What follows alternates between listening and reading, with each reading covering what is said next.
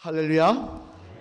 오늘은 용모와 키를 보지 말라라는 제목으로 하나님의 말씀을 대언하도록 하겠습니다. 유명한 선교사 중에 중국 선교에 헌신하였던 허드슨 테일러라고 하는 선교사님이 계십니다. 한번 볼까요?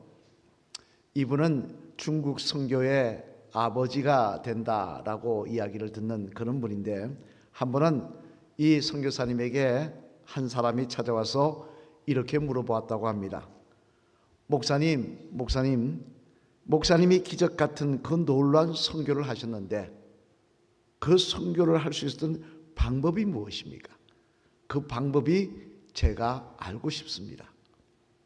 그렇게 물어봤다는 것입니다. 그러자 허디슨 목사님은 그 사람에게 이렇게 대답을 했다고 합니다.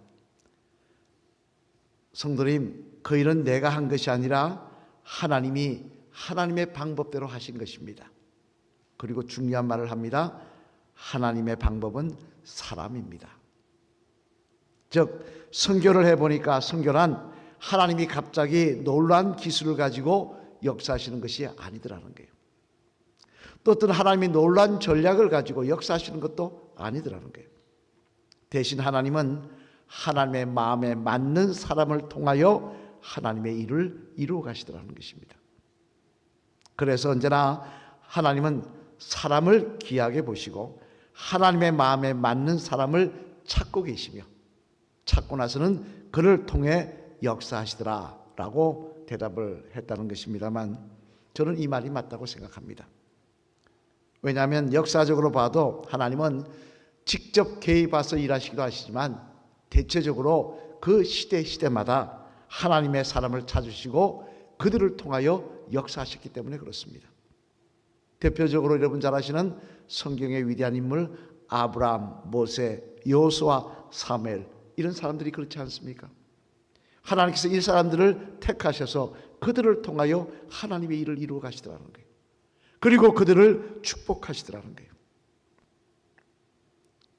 그렇다면 여러분, 하나님 이처럼 하나님의 마음에 맞는 사람을 선택하셔서 일을 행하시는데요, 그러면 그 선택하실 때 하나님의 마음에 맞는 사람의 기준은 무엇일까요? 기준이 있는 거 아니겠습니까?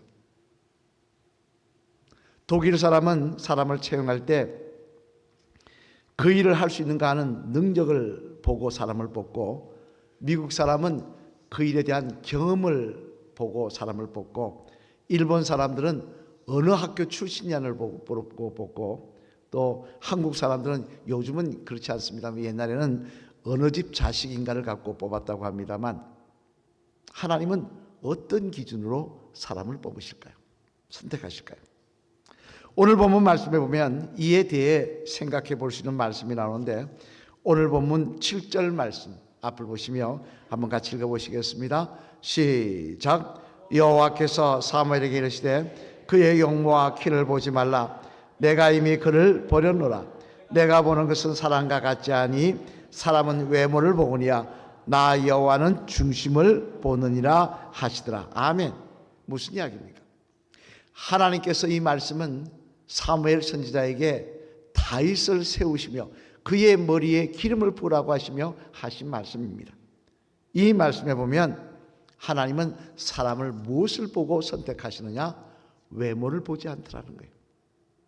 그 사람이 얼마나 잘나느냐, 똑똑하냐, 얼마나 집안이 좋으냐, 이런 거 안 보시더라는 거예요. 대신에 하나님은 뭘 보십니까? 그 사람의 마음의 중심을 보신다는 겁니다. 그 마음의 중심, 그 마음의 깊은 곳을 보시고 그를 들어 쓰신다는 거예요. 참 귀한 말씀입니다만, 그러면 여러분, 다윗에게는 어떤 마음의 중심이 있었기에 하나님의 마음을 감동시켜서 하나님께서 정말 초라한 목동이었지 않습니까? 배운 것 없는 목동이었지 않습니까? 다윗 하면 우리는 대단한 사람으로 압니다만 사실은 그는 시골에서 양치던 목동이었어요. 교육을 받지 못한 사람입니다. 그런 다윗에게 기름을 부어서 그를 왕으로 세우시며 가장 존귀하게 사용하여 주시는 은혜를 허락하여 주셨던 것일까요? 바라기는 오늘은 이 말씀을 통해 저와 여러분의 마음속에도 하나님의 보시기에 다윗과 같은 중심이 있기를 소망합니다. 그래서 하나님이 쓰시는 귀한 사람들이 되시기를 주님의 이름으로 축원합니다. 그러면 다윗의 마음에는 어떤 중심이 있었기에 그의 마음이 하나님의 마음에 합한 자가 되었을까? 하나님이 그 마음을 보시고 기뻐하시며 글을 쓰시려고 하셨을까? 우리 한번 읽어보면 첫째, 앞을 보시며 같이 읽겠습니다. 시작. 다윗의 마음의 중심에는 하나님이 원하시는 겸손함이 있었다는 것입니다. 뭐가 있었다고요? 겸손함이 있다는 거예요. 그것도 그냥 겸손이 아니라 하나님이 원하시는 겸손이 있다는 거예요. 오늘 본문 말씀 뒤인 11절 말씀 앞을 보시며 한번 같이 읽어보시겠습니다. 시작. 또 사무엘이 이새에게 이르되 이스라엘에 이르되 아직 막내가 남았는데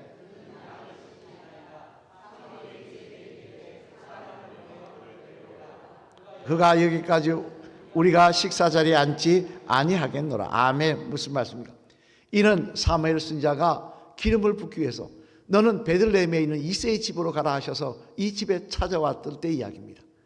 그 자녀들을 쭉 보는데 이제 이새가 아들들을 쭉 나열시켜 놓았을 거 아니겠습니까? 기름 부을 자를 위해서. 근데 그 중에 없더라는 거예요. 없더라는 거예요. 그래서 묻습니다. 다냐?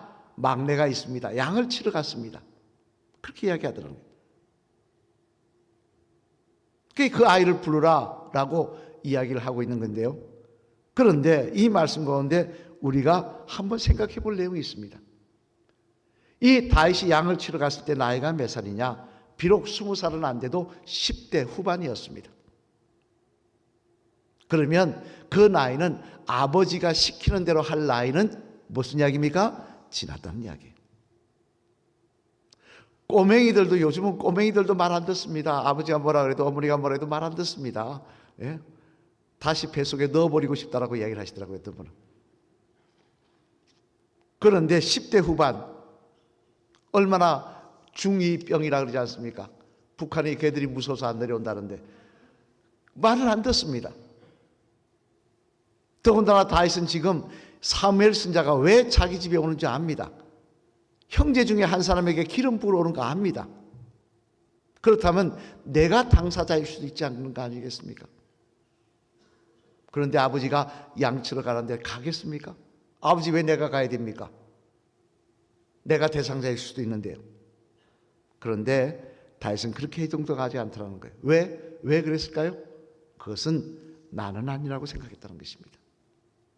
나 같은 사람이 어떻게 기름 부음을 받을 수 있겠습니까? 나 같은 사람이 어떻게 하나님의 종이 될 수 있겠습니까? 나는 아닙니다. 즉 다윗에게는 먼저 하나님이 보시기에, 사람들이 보기에 겸손한 마음이 그 마음에 가득하더라는 거예요. 아프리카의 성자라고 불리는 슈바이츠를 아실 겁니다만 사진 한번 볼까요? 이렇게 생겼죠. 이 슈바이츠에 유명한 일화가 있습니다.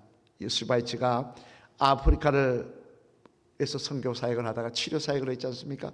그러다가 고향을 방문하게 되었을 때가 있었는데 그때는 이미 언론에도 나오고 신문에도 나와가지고 슈바이츠가 유명한 인물이 되었을 때예요. 그래서 사람들은 기차가 도착할 때 슈바이츠를 기다립니다. 막 환영을 하며 우리를 지금 뭐 국기를 흔들며 환영하며 그를 기다렸는데요. 근데 지금도 우리나라 기차에는 뭐 우등칸이 있고 밑에 일반석이 있습니다만 그때는 1등칸, 2등칸, 3등칸이 있었어요. 1등칸은 좀 비싸고 훌륭한 사람들이 타는 데가 부자들이 타는데, 중간은 서민이 타는 자, 3등칸은 제일 가난한 사람들이 타는 자. 거기는 자리도 제대로 없는 그런 자리입니다. 1등칸이 문이 열리는데 슈바이츠가 내리지 않는 거예요. 2등칸이 문이 열려도 슈바이츠가 내리지 않는 거예요. 이 기차가 아닌가? 이 차에 안 탔나? 그랬더니 3등칸이 열리는데 허접한 사람들 사이에 슈바이츠가 따라 나오는 겁니다. 그래서 아니 박사님 같은 분이 왜 가난한 사람들이 사용하는 3등칸을 타고 나오십니까? 이 타고 오셨습니까? 그러자 슈바이츠가 이런 유명한 대답을 했습니다. 그것은 4등칸이 있어야 말이죠. 4등칸이 있었으면 제가 4등칸 탔을 텐데 4등칸이 없어서 3등칸 탔습니다. 사람들은 슈바이츠가 대단한 인물이라고 생각하는데 자기는 아니라는 거예요. 나는 아무것도 아니라는 거예요. 나는 보잘것없는 사람이라는 거예요. 여러분, 참 기분 좋은 말 아닙니까? 하나님 보시기에 이런 사람이었으니 슈바이처를 들었은 거 아니겠습니까? 당장 다윗 전왕이었던 사울도 마찬가지입니다. 하나님께서 그 범죄에서 버리시기도 하셨지만, 그러나 그 이전에 왜 그를 하나님이 선택하셨는지에 대해서 사무엘상 15장 17절 말씀에 보면 이렇게 말씀하십니다. 우리 한번 사무엘상 15장 17절 말씀 앞을 보시며 한번 같이 읽어보실까요? 시작. 사무엘이 이르되 그때 여호와께서 왕에게 기름을 부어 이스라엘 왕으로 삼으시고. 아멘. 왜 사울을 하나님이 많은 사람 가운데 이스라엘 왕으로 세우셨느냐? 그가 가문이 좋아서, 다윗보다 가문이 좋아서, 키가 커서, 잘생겨서 아니라는 거예요. 그가 좋은 교육을 받아서 아니라는 거예요. 좋은 학교를 나와서 아니라는 거예요. 그가 겸손했기 때문에 들어쓰셨다는 거예요. 그가 자기를 낮출 줄 알고 겸손했기에, 그 마음에 겸손이 있었기에 하나님 들어쓰셨다는 거예요. 그러다가 교만하니까 하나님 버리셨다는 것입니다. 솔로몬 왕은요, 잠언 16, 18장 12절 말씀에서 이렇게 분명히 말씀하십니다. 우리 잠언 18장 12절 말씀 같이 읽어보실까요? 시작. 사람의 마음의 교만은 멸망의 선봉이요 겸손은 존귀의 길잡이니라. 아멘. 하나님의 말씀에 감동되어 보니까 뭐냐? 교만하기 시작하면 그게 뭐냐? 멸망의 시작이더라는 거예요. 하나님 앞에 버림받는 시작이더라는 거예요. 그 마음속에 교만이 들어가면 그때부터 하나님께서 그와 등을 돌리시더라는 거예요. 나 이런 사람이야. 나 대단한 사람이야. 난 너와 다른 사람이야. 하나님 그때부터 등 돌리시더라는 거예요.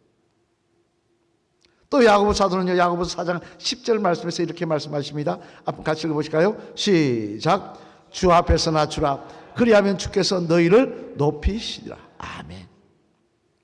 교만한 자는 하나님 버리시지만 겸손한 자는 하나님 그를 들어 사용하신다는 것입니다. 하나님 그를 쓰신다는 거예요. 여러분, 다윗이 어떤 사람인지 아십니까? 시편 132편 1절 말씀에 보면 그의 마음을 고백하고 있습니다. 이 말씀 한번 같이 읽어보실까요? 시작. 여호와여, 내 마음이 교만하지 아니하고 내 눈이 오만하지 아니하오며 내가 큰 일과 감당하지 못할 놀란 일을 하려고 힘쓰지 아니하나이다. 아멘. 다시 고백해요. 내 마음이 하나님 교만하지 않습니다. 내가 교만하지 않습니다. 하나님의 법궤가 이스라엘 땅으로 들어올 때 다윗이 어떻게 합니까? 왕이라고 무게 잡고 거룩한 옷을 입고 자리에 앉아 있었습니까? 아닙니다. 그는 서민처럼 그 자리에 춤을 추며 뛰어놀았습니다. 맨발로 춤을 추며 기뻐 뛰었습니다.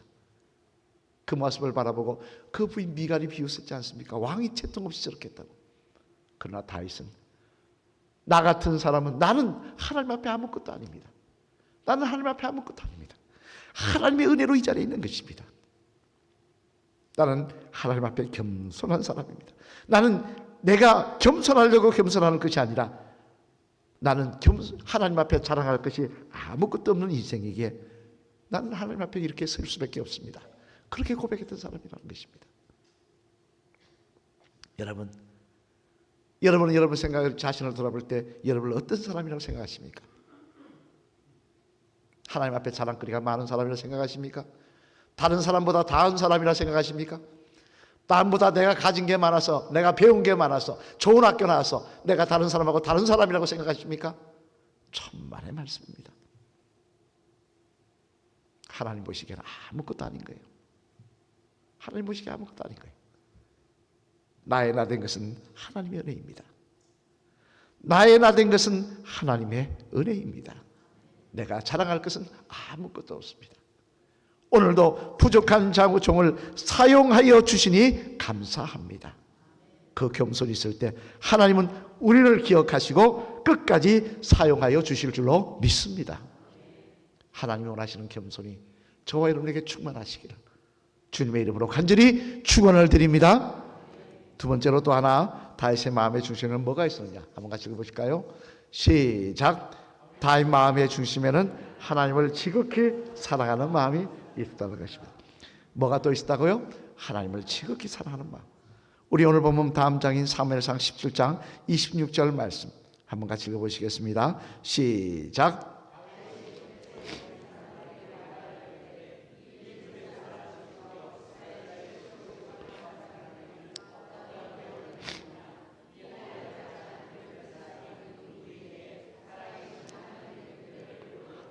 아멘. 무슨 이야기입니까? 이건 골리앗과의 싸울 때 이야기입니다. 골리앗과의 전쟁할 때 골리앗이 나와서 하나님을 욕하고 이스라엘을 욕합니다. 그 이야기를 듣고 아무도 나가지 않습니다. 아무도 나가지 않습니다. 왜? 골리앗의 키가 얼마인 줄 아십니까? 2m 80cm 정도 추정합니다. 왜? 6규빗 한 뼘이라 그러면 그 키를 보면 6규빗 한 뼘이면 이 하면은 2m 80이 됩니다. 거기다가 갑옷을 입었는데 놋 5,000세겔짜리 갑옷을 입었다고 했습니다. 몸 키로로 하면 57kg예요. 여러분 20kg짜리 들고 뛰는 거 쉽습니까? 57kg, 60kg 가까이 되는 갑옷을 입고 움직이기 쉽겠습니까?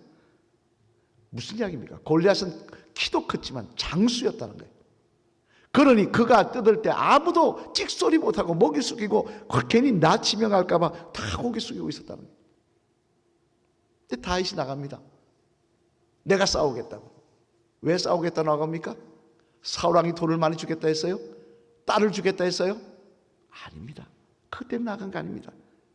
다윗은 왜 나갔느냐? 하나님을 사랑하게 해요. 내 사랑하는 하나님이 욕먹는 것을 견딜 수 없어서 그래서 그런 나갔던 것입니다. 내가 사랑하는 하나님이 이런 이야기를 들을 수 있는 것을 나는 용납할 수 없어서 나갔던 것입니다. 유명한 심리학자 안소니 로빈슨이라는 사람이 있습니다만 그는 그의 책에서 그런 이야기를 했습니다. 사람은 무엇보다 사랑하지 않으면 진정으로 무언가를 하기를 싫어하는 것이 우리들의 마음이다. 그리고 모습이다. 정말 사랑하는 마음이 있으면 아무리 사랑하지 않으면 아무리 주위에서 권유를 하고 난리를 쳐도 그 일을 하려고 하지 않는다는 거예요. 그런데 진짜 사랑하면 한다는 것입니다. 그래서 우리나라가 난 유명한 지휘자 정명훈 씨 아시죠? 한번 볼까요? 이 정명훈 씨가 한 유명한 말이 있습니다. 피아노를 배우는 학생들을 모아놓은 자리에서 그런 이런 말을 했습니다. 피아노를 열심히 죽도록 연습하면 여러분은 얼마나 될 수 있느냐? 80%가 될 수 있습니다. 내가 죽기 살기로 피아노를 연주하면 80%가 될 수 있습니다. 그러나 100%가 되기 위해서는 피아노를 사랑해야 합니다.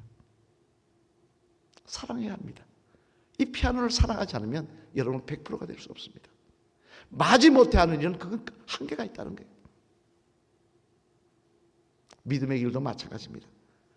정말 예수님과 하나님을 사랑하는 마음이 있으면요, 여러분 봉사하지 하라고 이야기 안 해도 봉사합니다. 정말 예수님과 하나님을 사랑하는 마음이 있으면요, 예배 참석하라고 하지 않아도 예배 참석합니다. 정말 예수님과 하나님을 사랑하는 마음이 있으면요, 복음을 전하지 말아도 복음을 전하고요, 심지어 자신의 목숨까지 바치며 순교자가 되는 모습도 보여주게 되는 것입니다. 그래서 주님은 부활하신 후 갈릴리 바다에서 수제자 베드로에게 만난 자리에서 너 왜 그랬니? 너 왜 그렇게 나를 부인하고 했니? 그렇게 말씀하지 않으시고 이렇게 물어보셨던 것입니다. 우리 요한복음 21장 17절 말씀 앞으로 보시면 한 같이 읽어보실까요? 시작. 세 번째 이르시되 내가 나를 사랑하느냐 하시니 주께서 세 번째 나를 사랑하느냐 하시므로 베드로가 근심하여 이르되 주님 모든 것을 아시오매 내가 주님을 사랑하는 줄을 주님께서 아시나이다. 예수께서 이르시되 내 양을 먹이라. 아멘. 주님 사랑하는 마음만 있으면, 주님 사랑하는 마음만 있으면 너는 얼마든지 이 사역 감당할 수 있다는 거예요. 주님이 쓰시는 그 기준에 제일 중요한 게 주님 뜨겁게 사랑하는 마음이라는 거예요. 다윗도 뭐라고 고백합니까? 우리 다윗 시편 18편 1절 말씀 우리 한 같이 읽어볼까요? 다윗의 위대한 고백이죠. 시작. 나의 힘이 되신 여호와여 내가 주를 사랑하나이다. 내 평생에 내가 내 마음에 주님을 사랑한다는 것입니다. 내 평생에 내 마음에 주님을 뜨겁게 사랑하는 마음이 있다는 게 이게 다윗이었습니다. 사랑하는 성도 여러분, 이제 말씀을 정리하려고 합니다. 오늘도 하나님은 변함없이 하나님이 쓰실 사람을 찾고 계십니다. 그 사람을 들어서 하나님의 나라를 이루어 가실 것입니다. 그를 들어서 그를 통해서 하나님의 역사를 이루어 가실 것입니다. 그리고 그에게 영감도 주시고 은혜 주시고 능력과 권세와 축복도 더하여 주실 것입니다. 그러면 이런 사람이 어떤 사람입니까? 하나님은 말씀하십니다. 오늘 본문을 통해 말씀하십니다. 그 마음에 겸손이 있는 사람, 그 마음에 하나님을 사랑하는 마음이 있는 사람, 그 사람을 내가 들어 쓰시겠다고 말씀하십니다. 많이 배운 사람이 아닙니다. 대단한 성공한 사람이 아닙니다. 잘나고 똑똑한 사람이 아닙니다. 훌륭한 가문의 사람이 아닙니다. 겸손한 마음과 주님을 사랑하는 마음이 있으면 하나님은 그를 주목하시고 그를 통하여 영광 받으실 줄로 믿습니다. 우리 마지막에 따라할까요? 집사님, 겸손과 주님을 사랑하는 마음은 하나님이 사용하시는 그릇의 자격 요건입니다. 그 자격 요건 잘 갖추셔서 다윗처럼 존귀하게 쓰임 받으시는 집사님 되시길 바랍니다. 할렐루야. 하나님이 보시는 것은 겸손과 주님 사랑하는 마음입니다. 그 마음이 여러분의 마음에 충만하시기를 소망합니다. 그 마음이 다시 회복되시기를 소망합니다. 하나님 그럴 때 우리와 끝까지 동행하여 주실 줄로 믿습니다. 오늘 보면 7절 말씀 우리 한번 마음으로 같이 읽어보실까요? 시작. 그의 용모와 키를 보지 말라. 내가 이미 그를 버려놓으라. 내가 보는 것은 사람과 같지 아니하니 사람은 외모를 보거니와 나 여호와는 중심을 보느니라 하시더라. 아멘. 나 여호와는 중심을 보시니라 하시더라. 겸손과 주님 사랑하는 마음, 오늘도 그것을 찾으시는 주님 앞에 보여드리시는 저와 여러분 되셔서 끝까지 하나님의 사람으로 쓰임 받으시는 위대한 믿음의 사람들 되시기를 주님의 이름으로 간절히 축원을 드립니다.